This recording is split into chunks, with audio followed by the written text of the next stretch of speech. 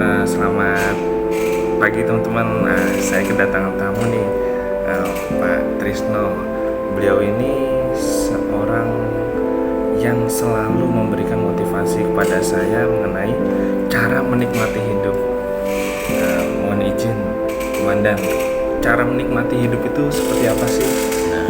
Kadang-kadang orang saya nikmatnya kalau di pantai, saya nikmatnya kalau lagi banyak duit, saya menikmatnya kalau deket cewek cantik, ya macam-macam. Dan tapi terkadang kalau nggak kesampaian deket pantai atau deket cewek cantik atau banyak duit kan kadang-kadang jadinya stres. Dan nah, gimana sih cara meletakkan nikmat itu dimanapun dan kapanpun tanpa terpengaruh sama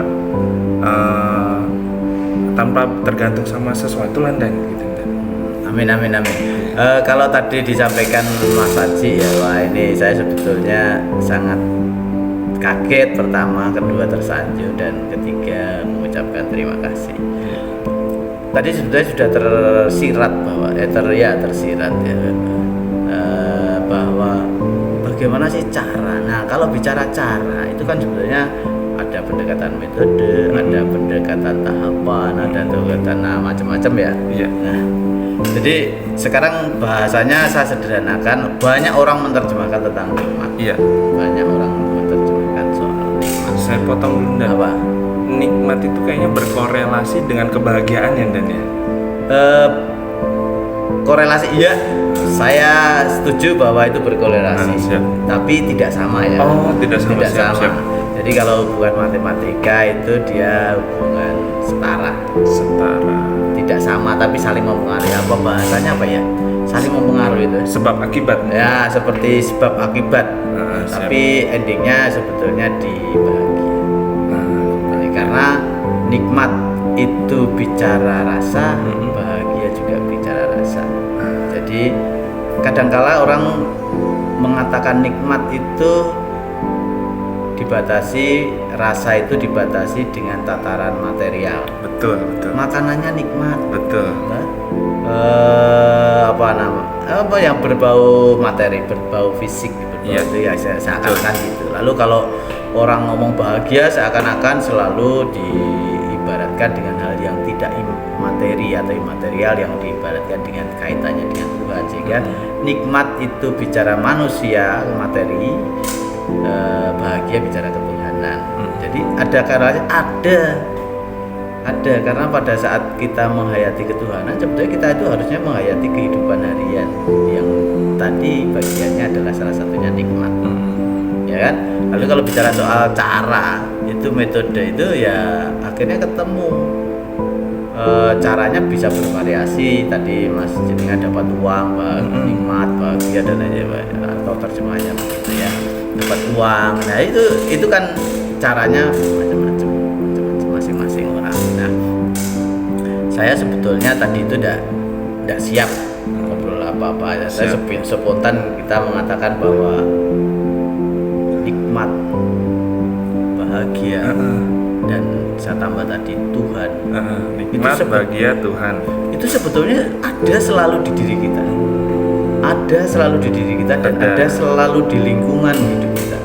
Hanya keterbatasan atau kemampuan kita untuk merasakan, menangkap, itu yang kadang-kala terbatas. Terbatasnya bisa jadi kadang-kala dibatasi oleh kesadaran, tetapi juga dibatasi oleh keterbatasan yang tidak disadari.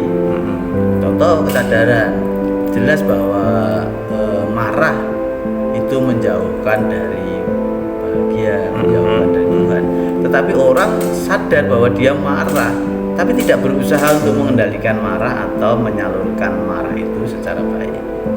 Jadi ada kesadaran, dan itu menurut saya ya yang harus berjuang lebih keras, lebih keras. Lalu dari semuanya itu, setelah saya cerita kemana-mana, sebetulnya nikmat, bahagia lah ya, bahagia ya saya sampaikan aja langsung bahagia, karena nikmat adalah tahapan atau sejalan satu grid di bawah bahagia atau seperti apa ya, misalnya material ya. Nah itu sebetulnya tergantung respon kita. tergantung respon kita kita. terhadap stimulan apapun. Nah, pertanyaannya gini, kalau kita dapat musibah atau sesuatu yang nggak menyenangkan, bagaimana cara merespon dengan cara kenikmatan? Ya, itu manusiawinya biasanya sulit. Iya, Manusiawi lah, tapi manusiawi ya. Ah, iya, Tadi itu sudah saya katakan. Siap. Nikmat itu tatarannya material biasanya manusia, tapi bahagia tatarannya ketuhanan itu ada unsur olah rohani, olah batin. Makanya jadi Pak, memang secara manusiawi untuk sesuatu yang tidak nikmat untuk mencapai bahagia agak sulit secara material atau secara kemanusiaan. Iya. Manusiawi, ya kan? Betul. Kita celaka kok harus bahagia gitu. Tetapi sebetulnya kearifan nenek moyang kita itu sudah ada. Sudah iya, ada. iya.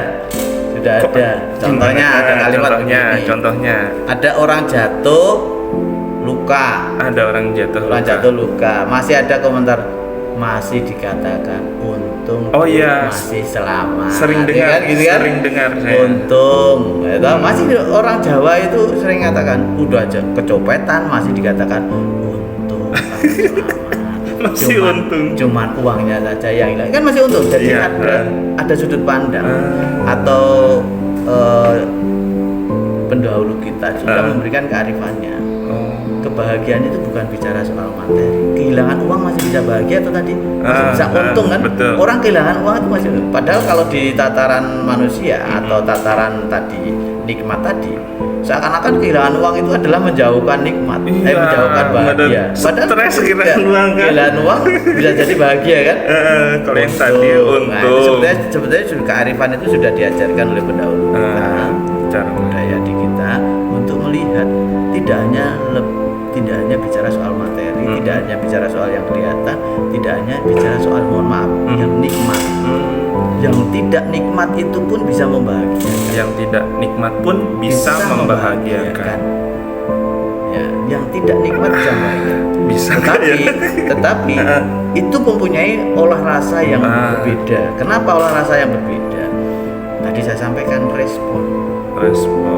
Contoh, nenek moyang kita itu kecopetan masih bicara untung ya masih selamat. Ya, bicara kecopetan, bicara jatuh, bicara apa lagi? Ya, bukan bicara dia masih melihat dari sisi positifnya yaitu untung supaya mendapatkan bahagia, supaya mudah bahagia, ya kan? Tapi kalau tidak, lalu dia malah mengumpat, nah itu kan dia menjawab respon itu. Jadi Anda kehilangan uang, itu Anda bisa merespon untung atau Anda bisa merespon rugi.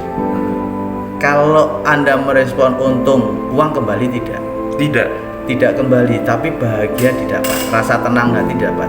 Anda merespon rugi, uang juga belum tentu kembali juga. Anda rugi 2 kali. Uang tidak kembali, bahagia berjauhan, ya kan? Ya kan? Jadi orang Jawa atau nenek moyang kita, leluhur kita itu sudah membekali kita itu. Jadi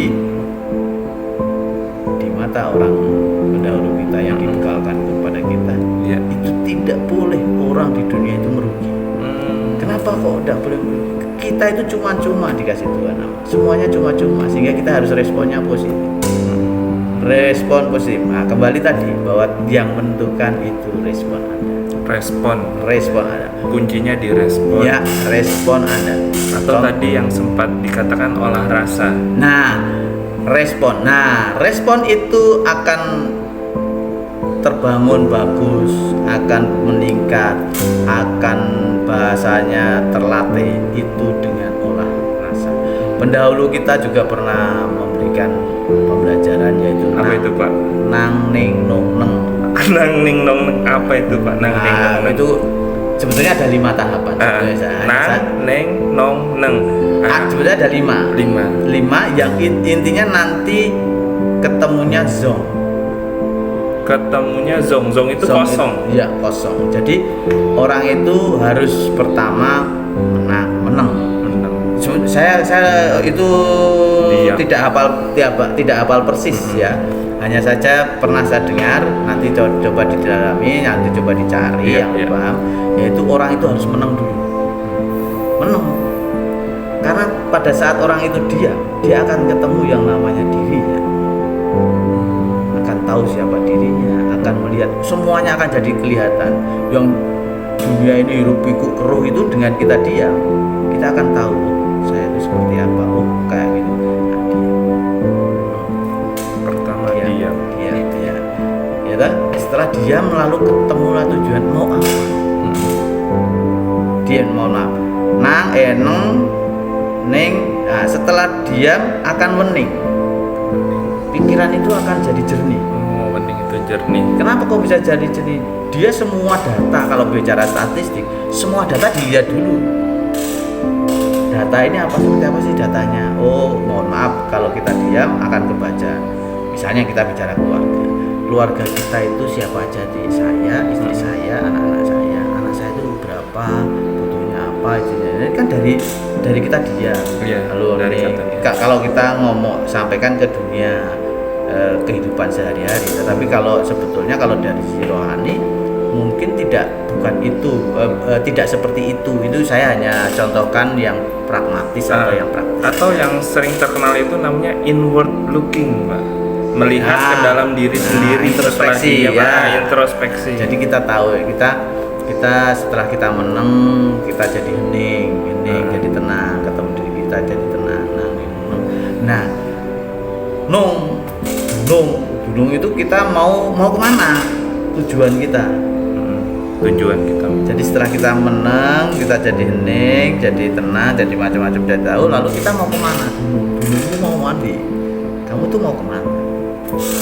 Ya kan? Nah, setelah mau kemana, ketemulah yang namanya nang neng nung neng.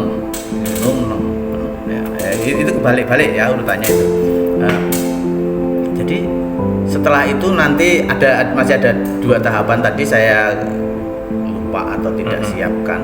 Mungkin suatu saat ya sambung lagi kita sambung lagi. Yang intinya nanti kalau jadi zong. Zong.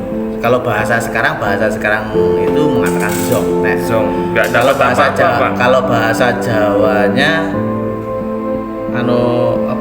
lupa saya. Zong itu kalau bahasanya Kosong. Oh iya, kayak blow on. Kalau kita mengatakan anak kecil itu yang kadang-kala Polos. ya seperti orang polos, kalau itu anak kecil itu ya. Nah, artinya zong itu akhirnya kalau orang ngomong sudah diri kita itu, diri, tujuan dan macamnya itu sudah dikosongkan diri dengan disatukan dengan Tuhan. Seringkali kalau di ajaran tertentu ada yang namanya pengosongan diri. Sebenarnya kita nggak ada yang ada, hanya Tuhan gitu. Iya, begitu bahasanya. Itu tingkat tertinggi kayaknya. Itu boleh dipelajari di filosofi Jawa ada itu. Nanti saya tambahkan, kalau saya ingat nanti saya kabari Mas Haji. Iya, siap. Terima kasih. Itu adalah salah satu metode olah rasa. Metode olah rasa. Jadi kita karena rasa berarti kita tidak boleh kemana-mana.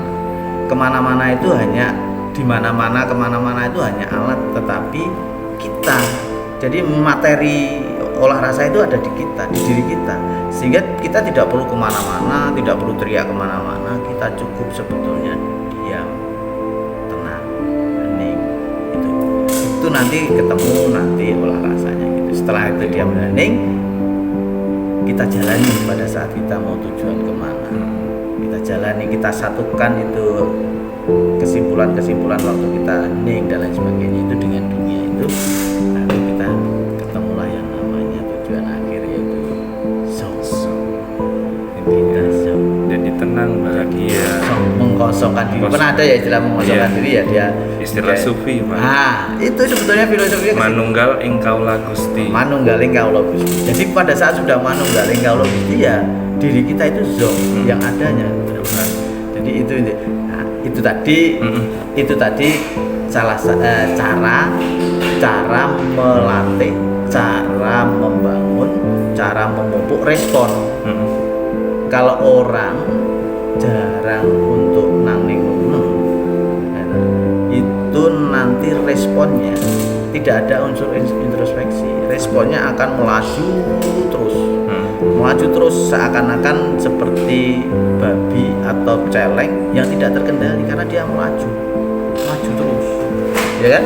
Nah itu respon, makanya tadi saya respon yang menentukan Anda bahagia atau tidak. Tetapi respon bisa dibangun, dilatih, di-create dari itu tadi 5 langkah nanti apa itu lupa saya. Tapi responnya orang zong pasti berbeda dengan responnya orang orang meneng tok ngerti-ngerti su bisa ya. Iya. Nah, berarti dia belum ketemu ning. Ning nek wis dia ketemu ning, dia tidak akan marah. Iya. Nah, terus apalagi tapi meskipun tidak marah, dia masih punya niat, punya nafsu, punya keinginan. Tapi kalau sudah zong, niat dan nafsu itu ada tetapi sudah disatukan dengan yang namanya niat manunggaling kawula Gusti tadi. Ya toh? Iya. Nah, sehingga respon itu yang menentukan Anda bahagia atau tidak. Apapun makanannya, minumnya teh botol. Pernah dengar itu? Iya, apapun makanannya minumnya teh botol. Apapun stimulan yang Anda dapat, apapun keadaan Anda, ya toh? Karena stimulan itu apapun keadaan Anda harus tetap bahagia. Karena bahagia bukan dari stimulan, tetapi dari respon. Respon baik dihasilkan dari olah rasa. Oke, itu saja dari saya. Terima kasih.